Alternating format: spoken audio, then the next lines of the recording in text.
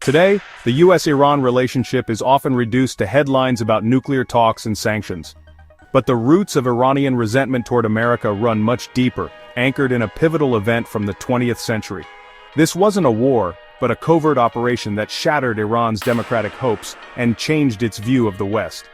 For Iranians, the source of hostility is clear. Their journey toward self-determination was abruptly halted. Their chosen leader, a democratically elected prime minister, was overthrown.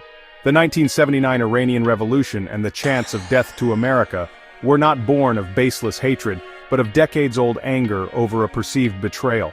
To understand today's tensions, we must look at the figures and the forces and the event that planted the seeds of mistrust. This is the story of how a single action in 1953 continues to shape US-Iran relations. Mohammad Mosaddegh was a fiercely patriotic statesman, born into Persian aristocracy but devoted to Iranian independence. By the early 1950s, he was a national hero, known for his passionate defense of Iran's right to control its own oil. For decades, British interests dominated Iran's oil, enriching themselves while Iranians saw little benefit. Mossadegh's message was simple: Iran's wealth should serve its people, not foreign powers. In 1951, he became prime minister, symbolizing a democratic and nationalist movement.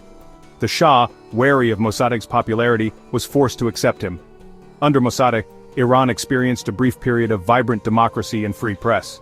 He admired American ideals and hoped the US would support Iran's quest for independence. Tragically, this hope would prove misplaced. Mossadegh's defining act was the nationalization of the Anglo-Iranian Oil Company, reclaiming Iran's oil from British control. For Iranians, it was a moment of pride. For Britain, an intolerable loss. Britain responded with a crippling oil boycott and plotted Mossadegh's removal. Initially, the US hesitated, wary of British imperialism and sympathetic to Iran's cause. But as Cold War fears grew, British officials convinced Washington that Mossadegh's actions risked Soviet influence in Iran. When Eisenhower took office, his administration saw Mosaddegh as a threat to Western interests. The Dulles brothers, leading US foreign policy, decided Mossaddegh had to go. The US, once a symbol of freedom, now prepared to destroy Iran's democracy. The stage was set for a coup. The plan to oust Mosaddegh was called Operation Ajax, a joint MI6 and CIA mission. CIA agent Kermit Roosevelt Jr. led the effort, using cash to bribe officials and media and street gangs to create chaos.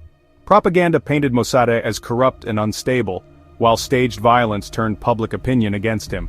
The first coup attempt failed, but Roosevelt persisted, bribing military leaders and forging documents to justify action. On August 19, 1953, pro-Shah forces, backed by CIA money, stormed Tehran. Mosaddegh was arrested, tried, and sentenced to house arrest for life. Iran's brief experiment with democracy was crushed by foreign intervention. The Shah returned, and the dream of self-determination was lost. The coup left a deep scar on Iran's national psyche. The seeds of mistrust had been sown. With Mosaddegh gone, the Shah returned as an absolute ruler, his power secured by the US and Britain. The oil dispute was settled in the West's favor, and American companies gained a major share.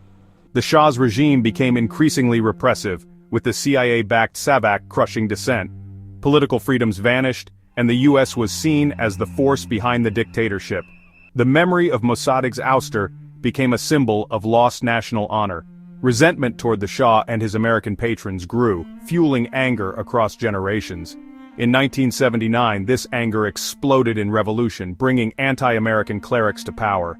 Death to America was not just a slogan, it was rooted in the trauma of 1953. The coup's legacy still shapes US-Iran relations, a reminder of how a single intervention can echo for decades.